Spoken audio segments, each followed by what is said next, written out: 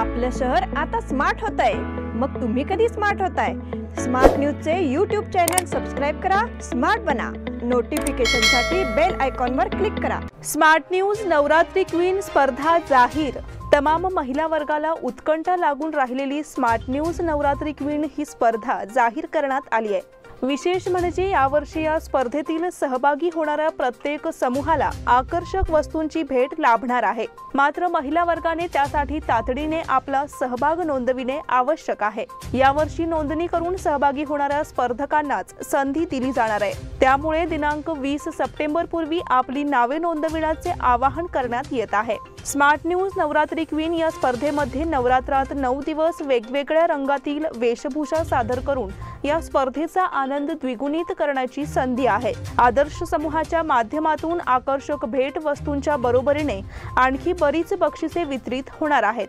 त्यामुळे आपल्या समूहाचा व्हिडिओ आणि फोटो स्मार्ट न्यूज कडे त्वरित पाठवायचा आहे। स्पर्धेची अधिक माहिती समन्वयक पूजा मालशेत 9886675219, अनुजा पाटील 8105158162 आणि कार्यालय क्रमांक 8431036205 या क्रमांकावर देण्यात येईल। नमस्कार, मैं ओमकार अंगड़ी स्मार्ट प्लस के आज के समाचार में आपका स्वागत। नजर सबसे पहले सुर्खियों पर। रूस से तेल खरीद सौदे में भारत को 35,000 करोड़ का फायदा। प्रदेश में चीतों के स्वागत को लेकर वन विभाग उदासीन। प्रदेश के स्कूलों और कॉलेजों में भगवद गीता का अध्ययन। पर्याप्त बस सेवा न होने से छात्रों का आंदोलन।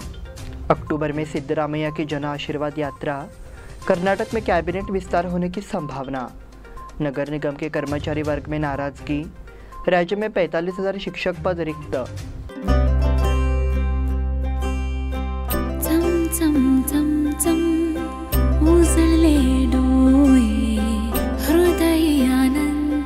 BS Channabasappa and Sons, the Textile Mall at Tilakwadi, Belagavi.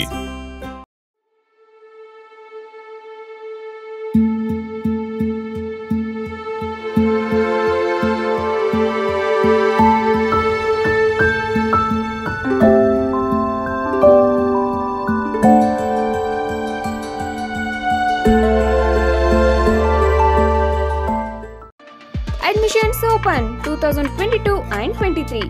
Vijaya Institute of Physiotherapy, affiliated to Rajiv Gandhi University of Health Sciences, Government of Karnataka. Bachelor of Physiotherapy, BPT. Eligibility: 12th or PUC second year science. Duration: 4 years 6 months. And also installment facility available. Great job opportunities in India and abroad. Contact Dr. Prakash G. Patil, MBBS, Director of Vijaya Hospital, Ayodhya Nagar, Belagavi. Mobile number 90355111239, 8310240603, 8088415916 and 8088415917। अब समाचार विस्तार से। रूस से रियायती दरों पर कच्चा तेल खरीदने से भारत को लगभग 35,000 करोड़ रुपए का फायदा हुआ है। फरवरी के महीने में यूक्रेन और रूस के बीच युद्ध शुरू होने के बाद पश्चिमी देशों ने रूस पर आर्थिक प्रतिबंध लगा दिए थे। इसलिए रूस ने अपना व्यापार जारी रखने के लिए भारत को सस्ते दामों पर कच्चा तेल बेचना शुरू किया। इस विषय के जानकारों ने जानकारी दी है कि इन सब चीज़ों से भारत को फायदा हुआ है। इस साल फरवरी के आखिरी हफ्ते में रूस की सेना ने यूक्रेन पर हमला कर दिया। उस समय पूरी दुनिया में तनावपूर्ण राजनीतिक स्थिति थी। इसलिए कुछ देश जो कई वर्षों से रूस से तेल खरीद रहे हैं, उन्होंने प्रतिबंध लगाकर रूस से तेल खरीदना बंद कर दिया है। इन प्रतिबंधों के कारण रूस कच्चे तेल के लाखों पंप निर्यात के लिए तैयार होने के बावजूद देश से बाहर नहीं भेज सका। इसलिए रूस ने कच्चे तेल की दुनिया की कीमतों की तुलना में बहुत कम दरों पर दूसरे देशों को कच्चा तेल बेचना शुरू कर दिया। उस समय भारत ने अमेरिका समेत कई अन्य देशों के दबाव के बावजूद रूस से तेल खरीदने का फैसला किया था। रूस से सब्सिडी वाला तेल भारत में आयात किया गया है। रूस से तेल खरीदने वाले देशों की सूची में भारत को चीन के बाद दूसरे सबसे बड़े देश के रूप में नामित किया गया है।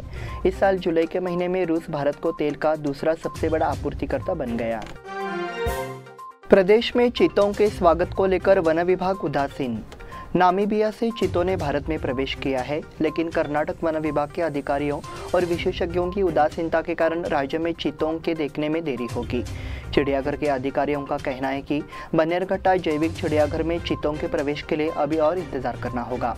कर्नाटक चिड़ियाघर प्राधिकरण मैसूर चिड़ियाघर में एक सफल प्रजनन की उम्मीद कर रहा है। वर्तमान में इस चिड़ियाघर में एक नर और 2 मादा तेंदुआ और हैदराबाद में एक नर तेंदुआ है। इस बारे में बात करते हुए प्राधिकरण के अधिकारी ने कहा कि पूरी दुनिया के चिड़ियाघरों में तेंदुओं की कमी है, इसलिए उन्हें बन्नेरघट्टा चिड़ियाघर लाना मुश्किल है। ये लंबे समय से जंगली जानवरों की सूची में है। मैसूर चिड़ियाघर से तेंदुए के प्रजनन के बाद बन्नेरघट्टा में तेंदुओं को लाना संभव है, ऐसा उन्होंने समझाया। प्रदेश के स्कूलों और कॉलेजों में अब भगवद गीता का अध्ययन। प्राथमिक एवं माध्यमिक शिक्षा मंत्री बीसी नागेश ने कहा कि वर्तमान में शैक्षिक सत्र से प्रदेश के स्कूलों और कॉलेजों में भगवद गीता पढ़ाई जाएगी। उन्होंने ये जानकारी विधान परिषद के सदस्य एम के प्राणेश के एक सवाल का जवाब देते हुए दी। स्कूलों और कॉलेजों में भगवद गीता में सरकार की पहले की दिलचस्पी अब नहीं है। इसका जवाब देते हुए शिक्षा मंत्री बीसी नागेश ने कहा कि वर्तमान शैक्षिक सत्र से ही स्कूलों और कॉलेजों में भगवद गीता पढ़ाई जाएगी। उन्होंने कहा कि इस बारे में चर्चा हो चुकी है और इस संबंध में फैसला लेने के लिए एक कमेटी का गठन किया गया है। पर्याप्त बस सेवा न होने से छात्रों का आंदोलन। मत्स्य क्षेत्र में पर्याप्त बस सेवा उपलब्ध न होने से छात्रों का शैक्षिक नुकसान हो रहा है, इसलिए नाराज छात्र ने बस स्थानक पर आंदोलन छेड़ दिया। ये घटना सोमवार की सुबह मत्स्य नेहरू नगर में हुई। परिवहन बोर्ड की कोई बस नहीं होने से नाराज छात्र छात्राएं वहां करीब 2 घंटे से रुके हुए थे। इस बारे में जानकारी ये है कि मत्स्य नेहरू नगर क्षेत्र के अधिकांश छात्रों को स्कूल और कॉलेज की शिक्षा के लिए प्रतिदिन बेलगाम शहर आना पड़ता है। पिछले 8-10 दिनों से उक्त बस स्टॉप पर कोई बस नहीं रुकती है, जिससे छात्रों को काफ़ी असुविधा होती है। इसलिए गुस्साए छात्र सुबह करीब 9:30 बजे बेलगाम खानापुर मार्ग पर मत्स्य नेहरू नगर में सड़क को रोक दिया गया। अक्टूबर में सिद्धरामैया की जन आशीर्वाद यात्रा। राहुल गांधी की 22 दिवसीय भारत जोड़ो पदयात्रा के बाद पूर्व मुख्यमंत्री सिद्धरामैया अक्टूबर में एक और बस यात्रा निकालेंगे, जिसके लिए लग्जरी बस तैयार की जा रही है। सिद्धरामैया के करीबी लोगों के मुताबिक ये यात्रा SM कृष्णा की पंचजन यात्रा के समान होगी, जिसने 1999 में पार्टी को सत्ता में लौटने में मदद की थी। सिद्धरामैया की इस हाईटेक बस से सभी 224 विधानसभा क्षेत्रों का दौरा करने की योजना है। KPCC अध्यक्ष DK शिवकुमार भी इस यात्रा में शामिल होंगे। ये घोषणा की गई है कि इस बस का निर्माण आंध्र की एक प्रसिद्ध कंपनी द्वारा किया गया है और इसमें 4 आरामदायक सीटें, एयर कंडीशनिंग सिस्टम, 2 TV, बस में प्रवेश करने के लिए लिफ्ट, मीटिंग हॉल, शौचालय आदि व्यवस्था है। कर्नाटक में कैबिनेट विस्तार होने की संभावना। चुनाव नजदीक आने के साथ ही कर्नाटक में सत्तारूढ़ भाजपा अब कैबिनेट विस्तार के लिए पूरी तरह तैयार है। मंत्री पद का इंतजार कर रहे नेताओं के बीच बेचैनी को दूर करने के लिए मुख्यमंत्री बसवराज बोम्मई को मंत्रिमंडल का विस्तार करते हुए अभ्यास करना होगा। पिछले 1 साल से अधिक समय से कैबिनेट विस्तार की चर्चा चल रही है, लेकिन पार्टी ने इस संबंध में कोई फैसला नहीं लिया है। उम्मीदवारों को उम्मीद है कि बोम्मई की सकारात्मक प्रतिक्रिया से उन्हें सरकार के कार्यकाल के अंत में एक अवसर मिलेगा। बोम्मई ने स्पष्ट किया है कि कैबिनेट विस्तार को लेकर सही समय पर सही फैसला लिया जाएगा। जनता की नाराजगी से असंतुष्ट भाजपा विधायक H विश्वनाथ ने अपने ही पार्टी को चेतावनी दी है। भाजपा को सत्ता में लाने में मदद करने वाले 17 विधायकों में से पार्टी ने कई लोगों से किए अपने वादों को पूरा करने से आंखें मूंद ली है। उन्होंने कहा है कि पार्टी को इस गलती को तुरंत सुधारना चाहिए। नगर निगम के कर्मचारी वर्ग में नाराजगी। नगर निगम के कुछ वरिष्ठ अधिकारी कर्मचारियों पर अपना दबदबा बनाए रखने की कोशिश कर रहे हैं। ऐसे में ट्रेड यूनियनों में बवाल हो गया है। उनका दबदबा कम होने के डर से कुछ लोगों ने मजदूरों को घेरने की कोशिश शुरू कर दी है। इसलिए इस मामले में कर्मचारियों का ध्यान इस बात पर है कि नगर आयुक्त क्या भूमिका निभाएंगे। बेलगाम नगर पालिका के कुछ वरिष्ठ अधिकारी कर्मचारियों पर अपना दबदबा कायम रखने की कोशिश में लगे हैं, तो ट्रेड यूनियनों में बवाल हो गया है। उनका दबदबा कम होने के डर से कुछ लोगों ने कर्मचारियों को घेरने की कोशिश शुरू कर दी है। इसलिए मजदूरों का ध्यान इस बात पर है कि इस मामले में नगर आयुक्त की क्या भूमिका होगी। नगर निगम में श्रमिकों की 2 यूनियन कार्यरत है। इसमें अधिकारी भी बटे हुए हैं। इसका असर कर्मचारियों पर पड़ रहा है। राजस्व विभाग के कर्मचारी दबाव में है क्योंकि उनके पास करने के लिए अधिक काम है। इसलिए कर्मचारियों ने ट्रेड यूनियनों को बयान देकर अतिरिक्त काम कम करने की मांग की है। राज्य में 45,000 शिक्षक पद रिक्त। प्रदेश में 45,565 शिक्षक पद रिक्त है। इनमें से 15,000 शिक्षकों की भर्ती की जाएगी। टीईटी नवंबर के महीने में आयोजित की जाएगी। शिक्षकों की भर्ती फरवरी और मार्च के महीने में की जाएगी। वर्तमान में प्राथमिक और उच्च प्राथमिक स्कूल अतिथि शिक्षकों की नियुक्ति कर पाठ्यक्रम को पूरा करने का प्रयास कर रहा है, ऐसा शिक्षा मंत्री BC नागेश ने कहा। वो अधिवेशन में सवाल जवाब सत्र के दौरान बोल रहे थे। कर्नाटक के 60 जिलों में 18,477 शिक्षक पद रिक्त है। शिक्षा विभाग ने 15,000 शिक्षकों की नियुक्ति का आदेश जारी किया है। प्रदेश में शिक्षकों के 45,550 पद रिक्त होने के कारण हर 80 विद्यार्थियों पर एक शिक्षक है। इस बुलेटिन में वक्त हो गया है छोटे से ब्रेक का। देखते रहे स्मार्ट प्लस।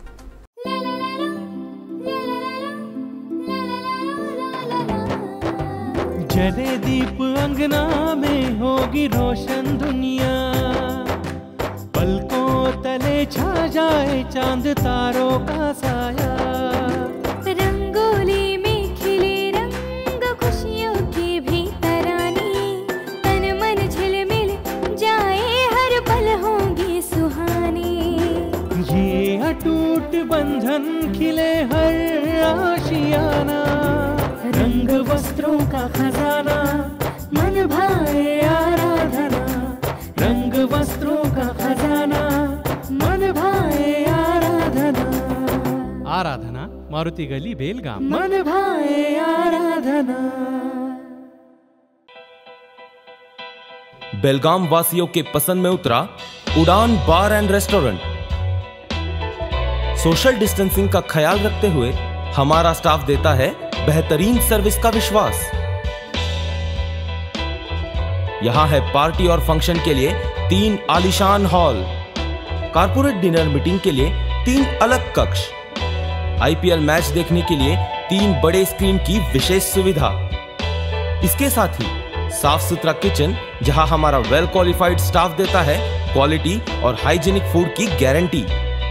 तो फिर खाने की हो बात तो आना परिवार के साथ। उड़ान बार एंड रेस्टोरेंट, लिंगराज कॉलेज के पास, बेलगावी। फोन 0831 2435 777। ब्रेक के बाद फिर से आपका स्वागत। बढ़ते हैं अगले समाचार की ओर। मजबूरी के चलते स्थगित हुई प्रदेश भाजपा कार्यकारिणी की बैठक 24 सितंबर को यहां अरमने मैदान में हुई है। पहले यह बैठक 11 सितंबर को होने वाली थी। इससे पहले दोड्डबल्लापुर में जनस्पंदन कार्यक्रम और अधिवेशन के चलते भाजपा की कार्यकारिणी की बैठक स्थगित कर दी गई थी। अब 24 तारीख को बैठक तय की गई है और भाजपा के राष्ट्रीय अध्यक्ष JP नड्डा, केंद्रीय गृह मंत्री अमित शाह, मुख्यमंत्री बसवराज बोम्मई, प्रदेश अध्यक्ष नलिन कुमार कटील के साथ संघ और राज्य कैबिनेट के सदस्य, सांसद, विधायक, पदाधिकारी बैठक में शामिल होंगे। अगले साल विधानसभा चुनाव होंगे। पृष्ठभूमि में पार्टी संगठन पर चर्चा होगी। अंबेवाड़ी में भाजपा ग्रामीण द्वारा स्वास्थ्य जांच शिविर संपन्न। भाजपा बेलगाम ग्रामीण मंडल और स्पंदन सुपर स्पेशलिटी अस्पताल ने अंबेवाड़ी में प्रधानमंत्री नरेंद्र मोदी के जन्मदिन के अवसर पर एक मुफ्त स्वास्थ्य जांच शिविर कार्यक्रम का समापन किया। कार्यक्रम का शुभारंभ ग्राम पंचायत अध्यक्ष चेतन पाटिल ने नारियल तोड़कर किया। मंच पर मौजूद अतिथियों ने दीप प्रज्वलित किया। इस अवसर पर बोलते हुए बोर्ड के अध्यक्ष धनंजय जाधव ने कहा कि मोदी के नेतृत्व में देश प्रगति कर रहा है। इस अवसर पर भाजपा बेलगाम ग्रामीण जिलाध्यक्ष पूर्व विधायक संजय पाटिल ने संबोधित किया। इस बार मल्लप्पा बेलगावकर, परशुराम चोपड़े, लक्ष्मण चोपड़े, रोहित चोपड़े, संतोष लोहार, प्रदीप पाटिल, प्रकाश पुजारी, यल्लाप्पा राक्षे, विक्रम यलगुलकर, संजय धोपे, ओमानी धोपे, मालवा जंगम, जयश्री नाइक, मारुति धामणेकर और अन्य उपस्थित थे। कैंप मर्डर केस का अब तक कोई सुराग नहीं। कैंप क्षेत्र में सुधीर भगवान दास कामले की हत्या का मामला अभी तक सुलझा नहीं है। सुधीर पर अंतिम संस्कार रविवार दोपहर किए गए। सुधीर कामले के घर में घुसकर हत्या की गई। इसका खुलासा करीब 7 बजे हुआ। पुलिस विभाग इसकी बाहरी जांच कर रहा है। जल्दी हत्यारे मिल जाएंगे, ऐसा कैंप पुलिस ने कहा। अंबेवाड़ी में एक पर चाकू से हमला। कृषि के बंटवारे पर विवाद के चलते अंबेवाड़ी में एक पर जानलेवा हमला होने की घटना रविवार शाम करीब 4:30 बजे हुई है। मनोहर पांडु तरले घायल हो गया और उसका जिला अस्पताल में इलाज चल रहा है। मनोहर तरले और उनके भाई कई वर्षों से कृषि के बंटवारे को लेकर बहस कर रहे थे। इसी को लेकर रविवार की शाम 2 परिवारों में मारपीट हो गई। जुबानी जंग के बाद बड़ा विवाद हो गया और एक दूसरे के ऊपर दौड़े। इसी दौरान एक ने मनोहर के पेट पर चाकू से वार कर दिया। इसमें वो घायल हो गया और उसे तुरंत जिला अस्पताल में भर्ती कराया गया। इस मामले में 4 लोगों के खिलाफ प्राथमिकी दर्ज कराई गई है। पुलिस ने प्रारंभिक जांच के लिए इन सभी को हिरासत में लिया है। देर रात तक मामला दर्ज नहीं किया गया था।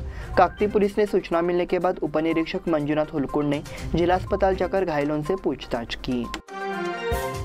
शेख सेंट्रल स्कूल में मनाया गया हिंदी दिवस। शेख सेंट्रल स्कूल में हिंदी दिवस मनाया गया। देश में हिंदी भाषा के महत्व के बारे में जागरूकता पैदा करने के लिए हिंदी दिवस मनाया गया।